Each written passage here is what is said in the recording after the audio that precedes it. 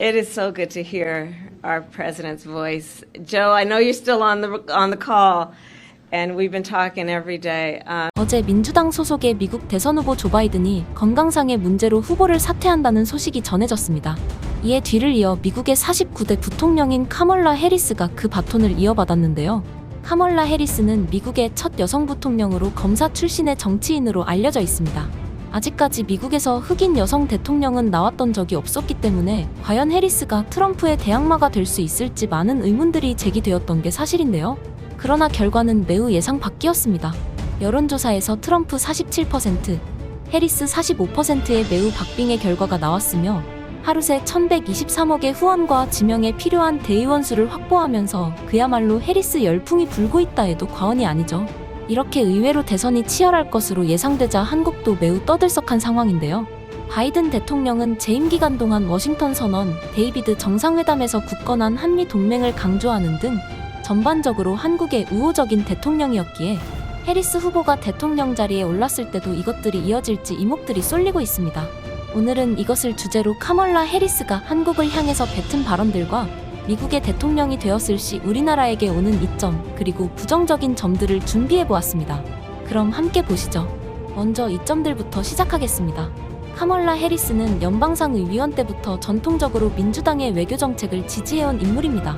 부통령 재임 시절부터 한미 동맹의 중요성을 강조해온 인물이며 2022년 9월 7일 바이든 대통령을 대신해서 서울에 방문해 고위 관료들과 경제 및 안보 이해관계, 기후위기 대응 등등을 중점적으로 논의한 적이 있습니다. 또한 우주협력과 관련하여 한국과의 협력을 강화하기 위한 합의문에 서명을 한 바가 있기 때문에 한미 동맹에서 바이든과 같이 우호한 스탠스를 내세울 가능성이 높다고 판단이 되어집니다. 북한에 대한 해리스의 입장도 역시 빼놓을 수 없는데요. 최근 트럼프가 후보 수락 연설에서 김정은과 친해지고 싶다라고 발언을 해 한국에서 큰 논란이 불거졌었죠. 그러나 이 카멜라 해리스는 정반대의 성향입니다. 그녀는 부통령 시절 북한을 잔인한 독재국가로 규정하고 북한의 인권 침해와 불법 무기 프로그램을 강하게 비난한 적이 있으며 북한의 핵미사일에 대해 강경한 입장을 내세워온 인물입니다. 이러한 입장은 북한에 대한 제재 유지와 외교적 압박을 지속하는 방향으로 전개될 수 있기에 우리에게 매우 좋은 소식이라고 할 수 있겠습니다. 해리스는 기후변화 문제에 매우 큰 관심을 기울이고 있는 정치인입니다. 2019년 민주당 대선 경선 후보로 출마하였을 때 무려 10조 달러, 하나로 약 1경 4천조 원 규모에 달하는 기후계획을 제안했었는데요. 이는 바이든 대통령의 기후 관련 예산 2조 달러, 하나로 약 2천조 원을 훨씬 웃도는 수준입니다. 기후오염 수수료를 제정하고 화석연료와 같은 친환경 연료에 대한 연방 보조금 종료를 약속하기도 하였으며 환경오염 물질을 많이 배출하는 기업들에게 소송을 걸어 약 600억 원의 합의금을 받아낸 적도 있죠. 이와 같은 해리스의 기후, 환경정책은 한국과의 협력으로도 이어질 가능성이 큽니다. 한국은 여러 분야에서 세계적으로 선도적인 환경기술을 보유하고 있는 국가인데요. 특히 재생에너지, 전기차 배터리, 탄소 포집 및 저장 기술 CCS 등의 분야는 탑으로 인정받는 기술력을 보유하고 있습니다. LG화학, 삼성 SDI, SK이노베이션 등은 전 세계 전기차 배터리 시장을 선도하고 있으며 고성능 배터리 개발과 생산에서 뛰어난 기술력을 자랑하는 국가입니다. 또 탄소 배출을 줄이기 위한 CCS 기술 개발에도 적극적으로 투자를 하고 있고 여러 실증 프로젝트를 통해 기술력을 입증하고 있죠. 실제로 해리스는 지난 서울을 방문하였을 때 한국은 세계에서 제일 가는 친환경 기술을 가진 것으로 알고 있다.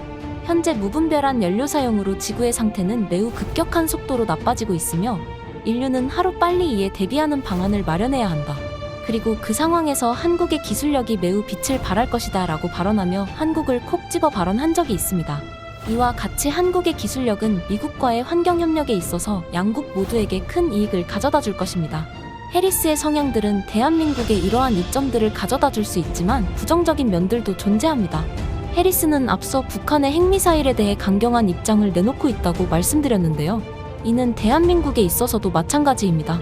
해리스는 그동안 국가를 불문하고 핵 비확산 원칙을 엄격히 준수하는 태도를 보여왔기 때문에 한국이 자체 방위력을 강화하기 위한 여러 군사적 옵션들을 제안할 수 있으며 특히 자체 핵무기 개발에 대한 논의가 한국 내에서 더 엄격하게 규제될 가능성이 높습니다.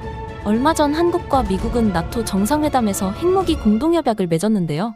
이 협약의 내용은 한국이 자체적으로 핵무기를 생산하는 것은 아니지만 미국의 3대 핵무기가 한국에 상시 배치됨으로써 북한이나 중국, 일본의 공격에 즉각 대응할 수 있게 되었죠. 그러나 해리스가 대통령이 된다면 이 협약도 어떻게 전개가 될지 미지수인 상황입니다. 또 해리스는 각종 국제 규범에 있어서 매우 엄격한 가치관을 가지고 있는 사람입니다.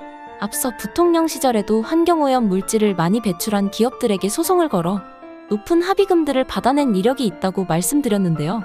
이는 한국이 독자적인 외교 정책을 펼치는 데에 제약이 될 수 있으며 특히 미국과 한국의 협력 관계에 우호적이면서도 한국이 자주권을 침해받을 수도 있는 상황을 초래할 수 있습니다.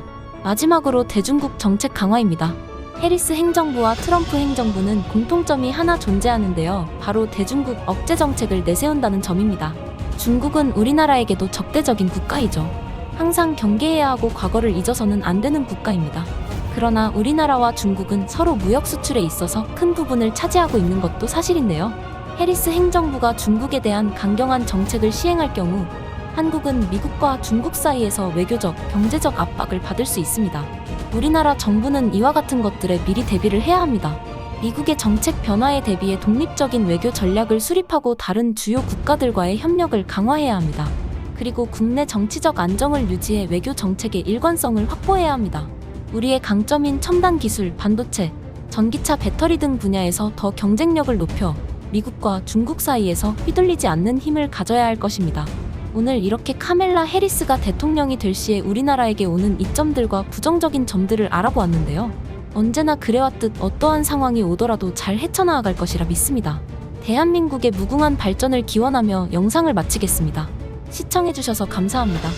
좋아요와 구독 한 번씩만 눌러주신다면 감사히 받겠습니다.